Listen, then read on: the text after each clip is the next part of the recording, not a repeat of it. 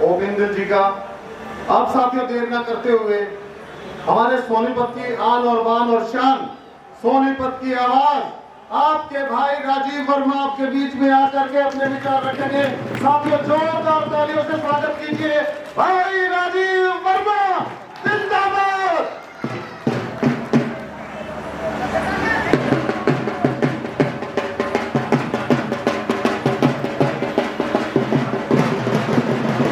भाई न्यू काम नहीं चल, न्यू बताओ भाई आ रहा है इतना बढ़िया प्रोग्राम और ये आजादी जिसका आज हम और आप मिलके लुत्फ भी उठाते हैं और संघर्ष के लिए भी खड़े होते हैं, ये आजादी मैं अपने बहनें, माताएं, नौजवान साथी और मैं अपने बुजुर्गों को ये कहना चाहता हूं कि ये आजादी जो है ये हमें कोई भीख में नहीं मिली। न जाने कितने ही सूरमाओं ने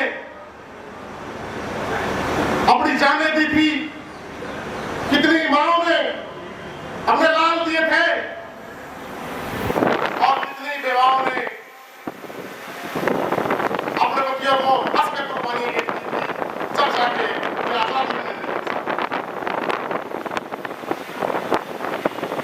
आजादी के इतिहास में आप उठा के देखिए कि जो लॉन्ग लिव क्वीन बोलने वाले लोग थे, जो आदि दिक्कत पहन के अंग्रेजों की गुलामी करने वाले लोग थे, आज वो सत्ता पे बैठ के बोलते हैं कि हम हैं देशभक्त। इतिहास को पढ़ना भी बहुत जरूरी है। बाबा साहेब भीमराव अम्बेडकर ने हमें सिखाया था कि जो लोग अपने इतिहास को नहीं जानते हैं वो अपना भविष्य कभी तय नहीं कर सकते हैं। साथियों, भगत सिंह, अशफाकुल्लाह खां, पीसी जोशी और तमाम ऐसे क्रांतिकारी हुए जो लाल झंडे को बुलंद करते हुए इन अंग्रेजों के सामने तन के खड़े रहे और आजादी के परवाने हंसते हंसते फांसी छूट गई। साथियों, भारतीय कम्युनिस्ट पार्टी जिस लाल झंडे के लिए हम लोग खड़े होते हैं, जिसकी हम लोग बात करना चाहते हैं, ये वही संघर्ष का वो झंडा है जो आजादी के आंदोलन से लेके आज तक भी अगर कोई रोडों पे खड़ा होता है, कोई गरीब पे, दलित पे, पिछड़े पे, मजलूम पे अगर कोई जुर्म होता है, तो इसके ऊपर किसी प्रकार का दमन किया जाता है, तो सबसे पहले ये लाल झंडा ही खड़ा होता है।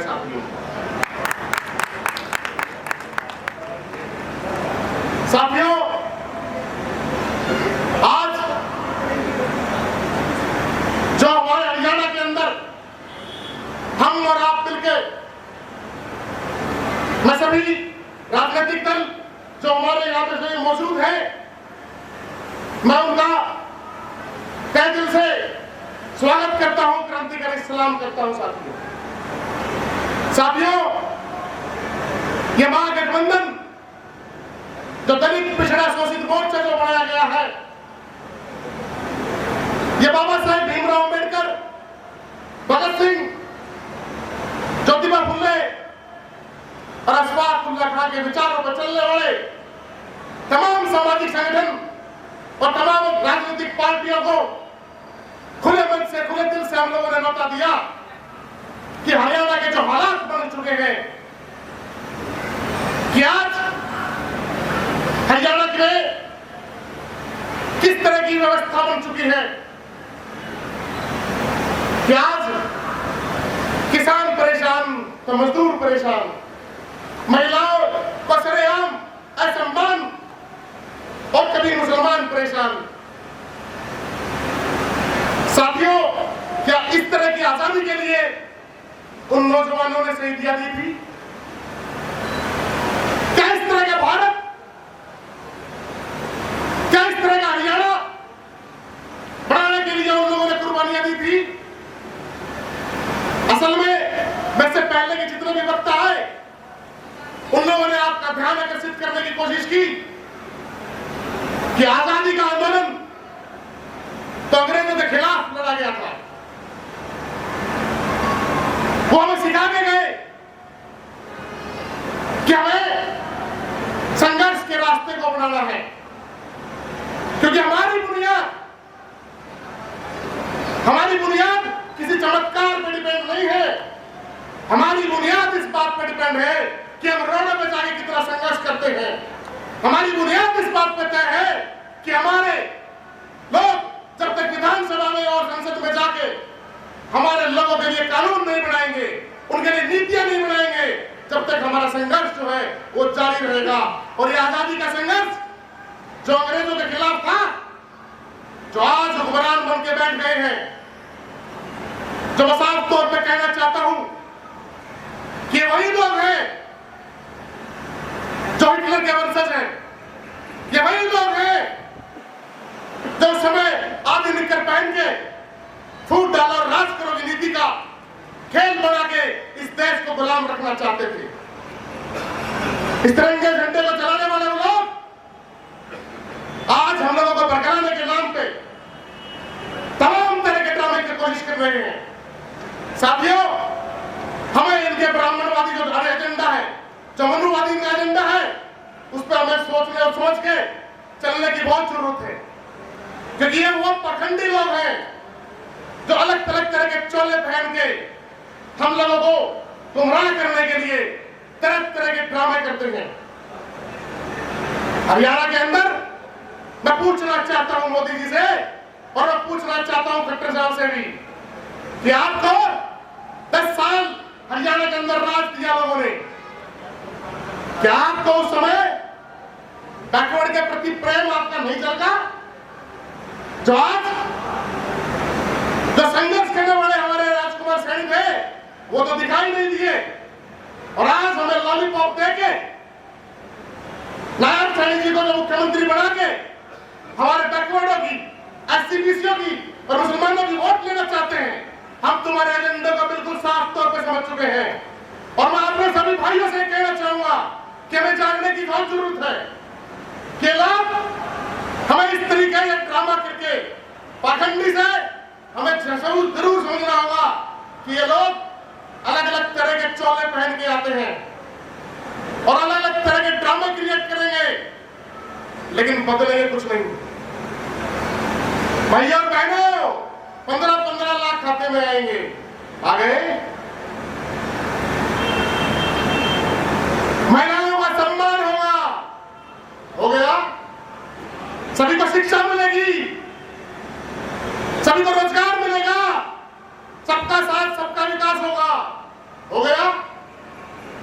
आज हरियाणा के क्या हालात हो चुके हैं कि सरेआम प्राइवेट हॉस्पिटल किडनी तक बेच रहे हैं, प्राइवेट स्कूल क्या हालात बन के खड़े हैं कि आज एक गरीब आदमी जो मेहनत करने वाला आदमी है, जो दलित है, पिछड़ा है, जो शोषित है, वो अपने 2 बच्चों को स्कूल में पढ़ा नहीं सकता। लड़ाई सीधी सी और साफ है साथियों कि इन्होंने एक व्यवस्था बनाई हुई है, और व्यवस्था क्या है? वो व्यवस्था है कि 5-5 करोड़ की टिकटें लेके आएंगे और इलेक्शन के समय में 5-5 करोड़ रुपए दारू और पैसे में बहाएंगे, और उसके बाद ना इन्हें किसी का साथ देना है, ना किसी का विकास करना है। इन्हें वही काम करना है साथियों, यही बीजेपी वाले कांग्रेस में और यही कांग्रेस वाले बीजेपी में। हरियाणा के अंदर नौजवानों की क्या हालत होगी, खड़ी होगी है साथियों। हिसार के अंदर आप लोगों को सबको वाकई पता होगा कि वो नौजवान जब फौज में भर्ती होना चाहता था, वैकेंसियां निकाली नहीं और उस नौजवान ने फांसी लगाई। न जाने कितने ही ऐसे बात।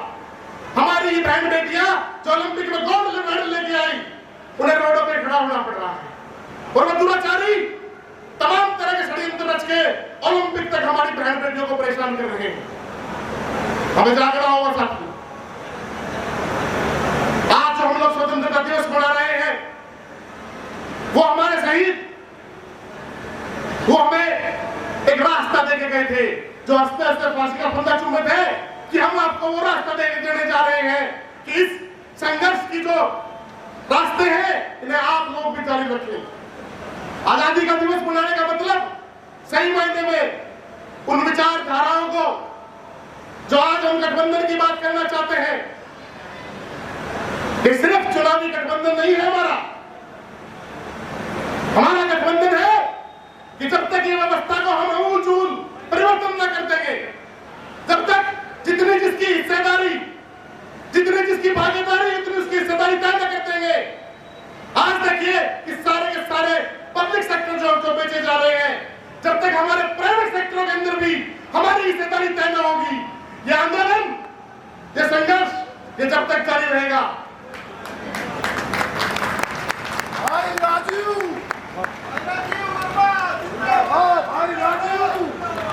साथियों, लड़ाई लंबी है और संघर्ष भी लंबा रहना चाहिए। हम और आप लोग तो वो है जो सुबह निकल लेते हैं, बड़ी बड़ी इमारतों पे सफेदी करने वाला भी हमारा वो भाई है, और खेत के अंदर धरती का सीरा चीर के फसल उगाने वाला भी हमारा वो भाई है।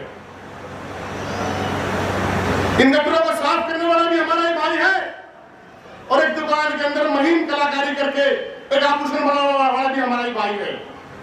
साथियों, हमें यह संपूर्ण एकता बनाने की बहुत जरूरत है, क्योंकि जब तक मेहनत करने वाला कमेरा आदमी वो एक प्लेटफॉर्म पर नहीं खड़ा होगा, जब तक ये व्यवस्था बदल नहीं सकती है।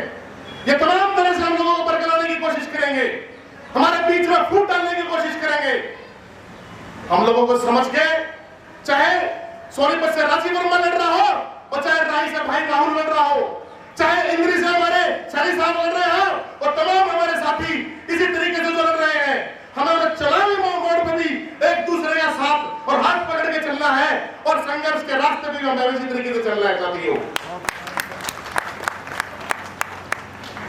साथियों, आप समझ गए इस व्यवस्था को। जब यही मेयर जिसको हम बनाते हैं और दाग पड़ते ही बीजेपी में चला जाता है, ये खिलवाड़ करते हैं हमारे साथ में, इस खिलवाड़ को जरूर समझने की जरूरत है। 134 का आंदोलन लड़ते हैं हम लोग, दिन रात भूखे रहते हैं, जब जाके 10% बच्चों का अधिकार मिलता है, और 10% भी जब यहाँ पे विधायक बनती है वो कोई दलन, तो विधानसभा में जाके बोलती है कि 134 है गरीब बच्चों पे नहीं, बल्कि प्राइवेट स्कूलों का अत्याचार है, और आज वो 134 से भी बंद कर दिया गया। साथियों, हमें समझने की जरूरत है कि हमारे को शिक्षा से वंचित करना चाहते हैं। आज तमाम प्राइवेट स्कूल, प्राइवेट हॉस्पिटल किनके हैं? आप आंख खोल के देखिए, ये सारे के सारे प्राइवेट स्कूल और हॉस्पिटल, वो सारे के सारे ये एमपी एमएलए और इनके चेले चपाटों के हैं। हम और आप तो सिर्फ इनके मजदूर बन के रह गए हैं, जो 5 साल में एक बार हमारे बीच में 500 रुपए और एक दारू की बोतल देकर हमें खरीदने की कोशिश करते हैं, और उसके बाद शिक्षा के नाम पे हम लोग पैसे आपका मेहनत की कमाई करके उनको देते हैं। चिकित्सा के नाम पे तमाम तरह के टेस्ट के नाम की जो लूट चल रही है हरियाणा के अंदर, एक पेट में गैस की भी समस्या हो जाए तो ये टेस्ट, वो टेस्ट, ये टेस्ट, जो पूरे महीने की कमाई है वो 1 मिनट में लूट के खड़े कर देते हैं। ये हालात है हरियाणा के, और ये प्राइवेट हॉस्पिटल है किनके? एक छोटा सा आप लोगों ने देखा भी होगा एक मामला तुलिप हॉस्पिटल का, उस किडनी हमारी बहन की निकाली गई। कहा गया मोदी जी आपका दलित प्रेम, कहा गया खट्टर साहब आपका दलित प्रेम, उस बहन की किडनी निकाली गई सरेआम, अभी तक कोई सुनवाई नहीं। ये समझने की जरूरत है साथियों, आजादी का दिवस मनाने का मतलब कभी नहीं है कि हम लोग लड्डू बांट के अपने घर में पहुंच जाए। आजादी का दिवस मनाने का मतलब है वो जिम्मेदारी का। मैं कहना चाहूंगा कि इन शहीदों ने हम लोगों ने कर्ज दिया हुआ है, वो कर्ज की जिम्मेदारी समझनी होगी कि हम लोग उन सोच को, उन विचारों को लगातार जिंदा रखें, और हरियाणा के अंदर बदलाव करने की जरूरत है साथियों। मैंने हमारे पूर्व सांसद राजकुमार सैनी जी से भी जब बात की तो देखा वो दर्द उनका भी वही है। भगत सिंह वगैरह से बात करी, वो दर्द उनका भी वही है, वो दर्द हमारा भी वही है। हम लोगों में तो कोई समस्या नहीं। हमारे ही सोनीपत के अंदर जब खान कॉलोनी का मामला बना के हिंदू मुसलमान की बात की इन लोगों ने, तो सामने खड़े होने वाला कोई नहीं था। अरे एमपी भी थी, एमएलए भी था, मेयर भी था, बोलने वाला तो कोई नहीं था। खान कॉलोनी के अलावा ईदगाह के अंदर शरेआम जाती हुई वो दीवार बनाई गई, पर बोलने वाला तो कोई नहीं था। वो मुसलमान का दर्द भी हमारा ही दर्द था। हमें लगा कि हम सबको एक प्लेटफॉर्म पे आने की जरूरत है, हम सबको एक संघर्ष, इकट्ठे होकर संघर्ष करने की जरूरत है। साथियों, यह महागठबंधन बाबा साहेब भीमराव अम्बेडकर, भगत सिंह, अशफाकुल्ला खां और ज्योतिबा फुले के विचारों पर चलने वाले तमाम सामाजिक संगठन और तमाम राजनीतिक पार्टियों का ये वो महागठबंधन है। ये सिर्फ चुनाव तक नहीं, उसके बाद भी जब तक ये व्यवस्था, इस व्यवस्था के अंदर आमूल परिवर्तन नहीं होगा, ये जारी रखेंगे। साथियों,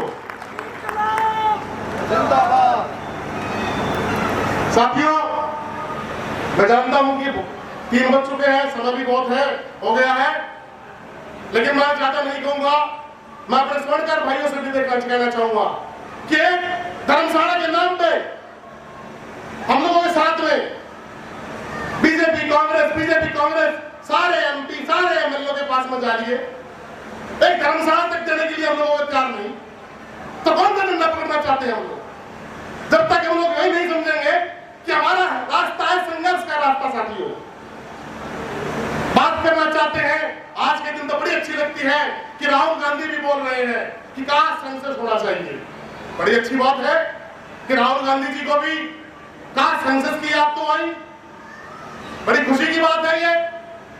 लेकिन मैं एक बात और कहना चाहूंगा साथियों,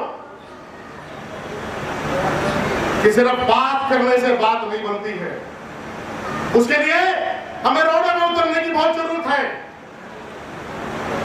विधानसभा में तो बाद में पहुंचेंगे, जब तक हम रोड पर संघर्ष नहीं करेंगे, जब तक हमारी व्यवस्थाएं बदलने वाली नहीं है। इन लोगों को पता है, इन्हें डर भी लगता है। मैं आपको और बताऊं एक बात, ये तो डर भी लगता है इस बात का कि अगर ये सारा मेहनत का सामान एक प्लेटफॉर्म पे खड़ा हो गया तो किसको भगाएंगे भाई? 85 वर्सेस 15 की लड़ाई में जब सबके सब खड़े हो गए तो कहां जाओगे मेरे भाई? ये हालात बदलेंगे और ये हम और आप मिलके, हम सब मिलके इन हालातों को बदलेंगे। साथियों, मजा ना कहते हुए जय भीम, जय भारत, इनकलाब जिंदाबाद। हम लड़ेंगे साथी, हम लड़ेंगे। साथियों, मेरी बात हुई राजकुमार सैनी जी से हुई, क्योंकि वो भी हमारे ही तरह योद्धा है। ये सारे सभी सामाजिक न्याय के योद्धा है। ये सिर्फ ये गर्मी से, पसीने से, बारिश से, तूफान से डरने वाले लोग नहीं है। ये वो लोग हैं जो रोडों पे खड़े होकर भी लड़ेंगे। और कास्ट सेंसस मार्च की हम कहना चाहते हैं कि जब तक हम कहना चाहते हैं कि जातिगत जनगणना, हम रोडों पर निकलेंगे। और इस मार्च के लिए हमें बात हुई तो 7 सितंबर की जो डेट है कि हम लोग सभी के सभी बालगढ़ से पैदल मार्च करते हुए पार्लियामेंट में जाएंगे। क्या जो लोग, जो हरियाणा पूरे देश के अंदर जो चाहते हैं कि जातिगत जनगणना हो, वो सभी साथी आए। बहुत बहुत शुक्रिया। इनकलाब जिंदाबाद।